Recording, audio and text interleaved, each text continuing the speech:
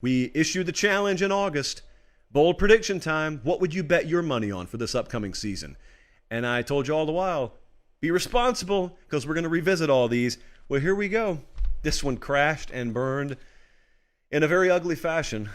And I put a 9 on this one. So the first one has to do with a sack combination for Will Anderson and Dallas Turner. And Daniel said, Will, Dallas, they're going to combine for 35 sacks for Bama. Well, let me spoil the ending for you. Bama as a team had 38 sacks this year. They had 57 in 2021. They led FBS in 2021. So they were well off pace this year. Let me further spoil the ending for you. Virtually every metric for Bama's defense was down this year. As for Will Anderson and Dallas Turner, the prediction was 35. They put 14 up. They didn't get halfway there. They had 26 last year, 14 this past year. So, no, that one, much like every prediction for the Alabama defense, woefully underachieved. I put a 9 on that one, and as it turns out, yes, it was a 9 on the boldness scale, at the very least, maybe 9.5. Next up, this one should have been higher than an 8. I don't know why I only put an 8 on this one. Michigan State wins the Big Ten East and wins the Big Ten. Michigan State finished 5-7 this year. Michigan State was never a threat in the East. They were never a threat in the Big Ten, and they were 3-6 in conference play. Now, that's part of the story, but as we have come to call the Nebraska protocol, a lot of protocols on the show tonight, what the Nebraska protocol in college football is yes, they went 3-6 in conference, but maybe it's misleading because maybe they weren't as bad as that sounds. Maybe they just lost a bunch of close games. Paper pop. These are the margins of defeat in conference losses for Michigan State this year. They lost by 27 to Minnesota, 14 to Maryland, 29 to Ohio State, 22 to Michigan, 8 to Indiana, overtime, and 19 to Penn State.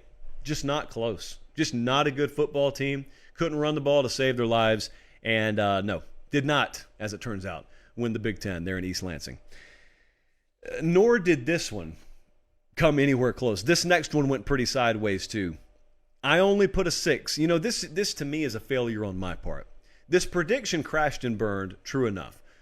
But the fact that I only called this a 6 means that I failed as well. John said, in January, we will all look back and think, how did Jimbo take so long to pick a quarterback? This guy is amazing. The bold part, we'll be saying it no matter who wins the job. So the prediction here is essentially, it doesn't matter who the quarterback is for A&M, that quarterback will be amazing.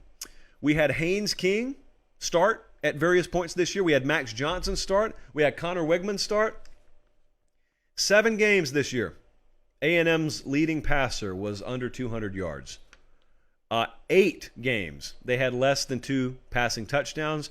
Texas A&M passing this year, yards per game, 219. That is 84th in FBS.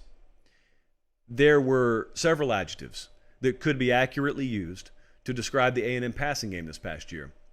I just don't know in good faith if we could use amazing. Amazingly terrible, but not amazing. Not anywhere close to amazing. Next up, this one whiffed. In fact, we have not had one hit yet. Actually, we're going 5 for 5 on misses tonight. Very, very negative tone on the show.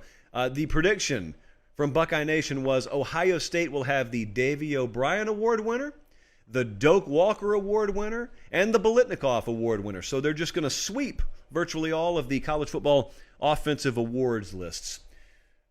0 for 3.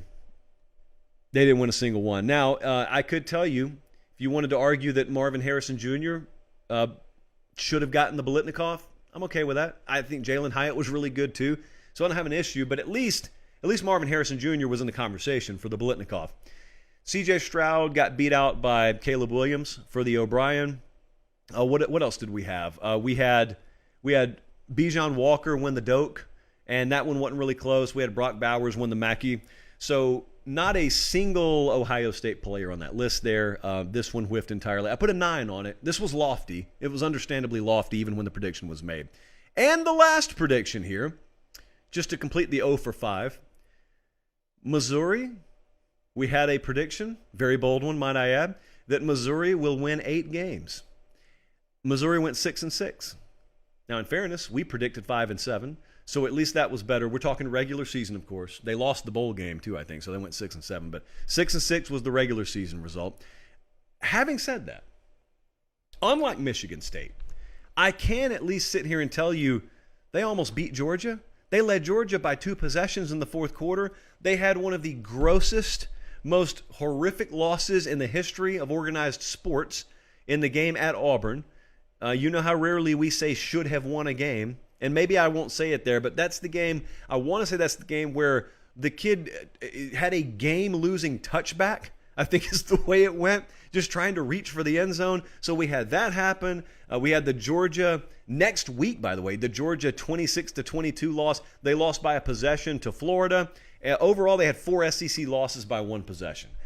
Not that that's any consolation, but maybe it is just a little bit. So Missouri wins 8 games. Eesh. That did not happen. May not happen this upcoming year. Drinkwitz has not been above that mark yet in his career in Columbia. Thanks for watching, guys. Don't leave yet. Don't leave yet. Make sure you like the video and please subscribe to the channel. Not just for me, that's how we keep this entire thing free.